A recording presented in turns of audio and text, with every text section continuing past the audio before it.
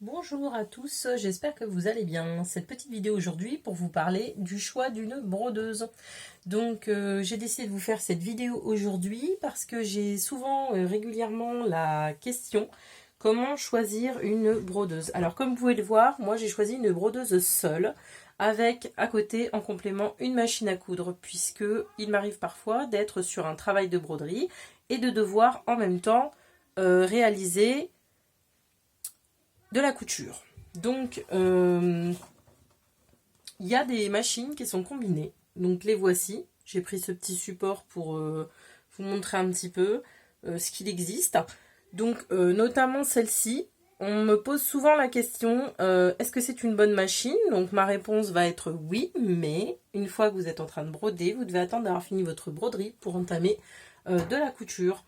Pareil sur ce type de modèle là, voilà, ce sont des super machines, mais le module ne permet pas de faire, voilà, donc il faut choisir. Si vous brodez, vous ne pouvez pas coudre, alors que une brodeuse et une machine à coudre à côté, vous pouvez le faire.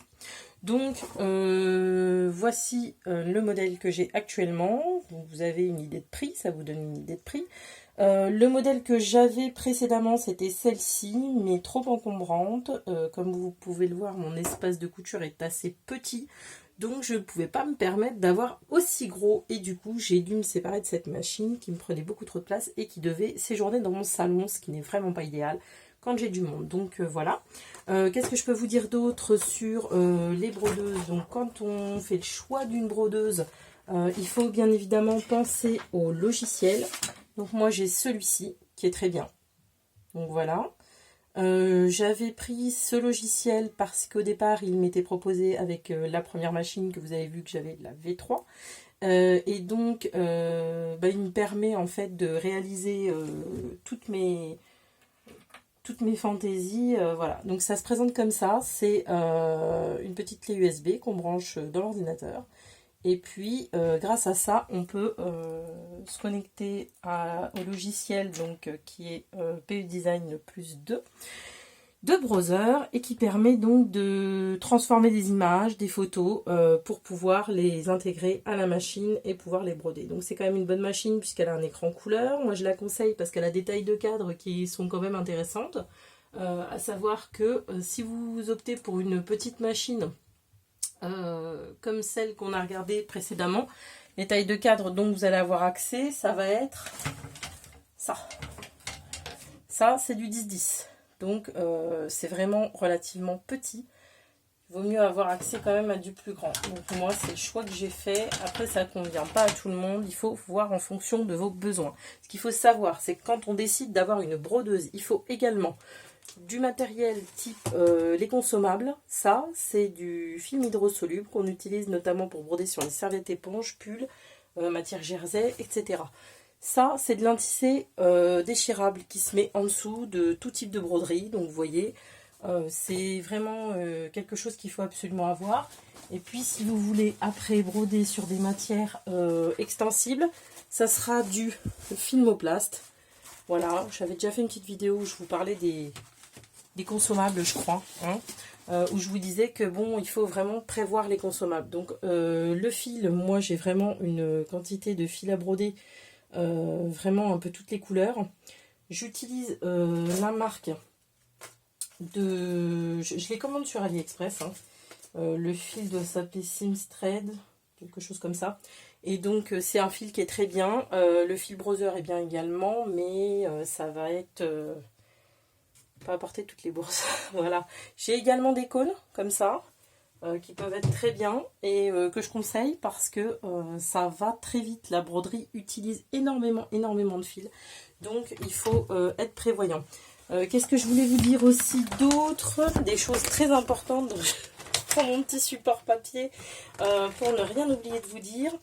Parce que je veux pas que la vidéo soit trop longue. Pour les personnes qui sont vraiment après très expérimentées au niveau de la broderie et qui ont un budget vraiment limité et large et qui veulent faire une activité professionnelle, nous avons ce type de machine à broder qui permettent d'avoir 6 ou 10 aiguilles selon le modèle. Et ça, c'est le top du top. Mais après, il faut vraiment avoir le budget et surtout l'utilité. Parce que quand on n'en a pas l'utilité, c'est vraiment pas quelque chose dans lequel il faut investir. Donc, les logiciels, voilà, qui sont quand même assez élevés, mais qui permettent de réaliser des choses tellement jolies. Et selon ses envies surtout, que c'est bien d'en avoir un. Quand on a une brodeuse seule, mais qu'il faut acheter à chaque fois un motif qui nous plaît, je peux vous dire que ça revient très vite cher. Donc, il faut y réfléchir. Les machines de découpe qui sont associées à Brother, que je n'affectionne pas particulièrement. J'ai essayé la CM900 que j'ai eue pendant quelques mois et qui ne m'a pas du tout convaincue. Je n'ai pas aimé ce produit, voilà. J'ai trouvé que le tissu passait très mal. Pour la carterie, par contre, c'est génial. Il faut savoir que le logiciel propose une fonction qui permet de découper les appliqués directement via le logiciel de la Scan & Cut par PE Design pour la conversion du fichier. Donc ça peut être intéressant pour certaines, pour celles qui maîtrisent et qui arrivent à se servir très très bien de la Scan & Cut. Il n'y a pas de souci, moi c'est pas quelque chose que j'ai apprécié. Je suis sur un autre modèle de machine de découpe, je ne vais pas vous en parler dans cette vidéo mais dans une prochaine. Donc mon choix s'est porté, je vous le disais, sur la brodeuse seule Innovis 800E parce que je trouve que c'est celle qui est vraiment point de vue prix et point de vue pratique. Voilà, dans ce qu'il me fallait à moi. Et je vous demande de bien faire attention si vous souhaitez acheter un modèle de brodeuse d'occasion, de vérifier les points suivants. L'année de la machine, s'il y a bien une facture avec la machine, si l'entretien a bien été fait sur la machine.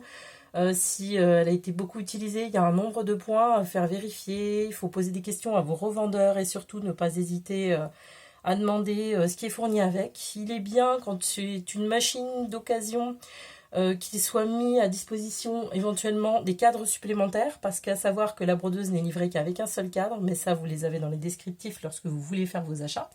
Et puis je voulais vous parler aussi des consommables. C'est bien quand on achète une brodeuse d'occasion qu'il y ait un petit peu de consommables avec, parce que c'est vrai qu'on fait déjà une affaire en baissant le prix, je suis d'accord avec vous, mais si après vous n'avez aucun consommable qui est avec, c'est embêtant car il faut tout racheter. De même que si vous prenez un modèle neuf, comme moi j'ai fait, il faut quand même penser à avoir d'abord un petit peu de matériel. Voilà. Donc, écoutez, j'espère que cette vidéo vous aura aidé dans votre choix. Et puis, si vous avez des questions, il n'y a pas de souci, je peux y répondre. Je vous invite à me retrouver sur Instagram, sur emcrea974, voilà. Ou alors, éventuellement, vous pouvez me retrouver aussi sur le groupe Facebook Passion, Création, couture, broderie, machine, découpe, voilà. Tous les loisirs créatifs sont un petit peu regroupés sur ce groupe et on essaie voilà, de parler un petit peu de tout et de répondre aux questions de chacun. Alors je vous souhaite une belle fin de journée à vous et puis à très bientôt et j'espère vous avoir aidé sur le choix des machines. Je vous ai parlé que de Brother, oui, parce que je suis vraiment portée au niveau brodeuse sur ces marques-là. Il en existe d'autres, je vous invite à vous renseigner. Il y a plein de vidéos, plein d'informations, donc tout est bon à apprendre. Et je sais pas, moi je suis pour cette marque, vraiment, en ce qui concerne la broderie, c'est ce qu'il y a au top. Donc à bientôt, merci beaucoup, au revoir.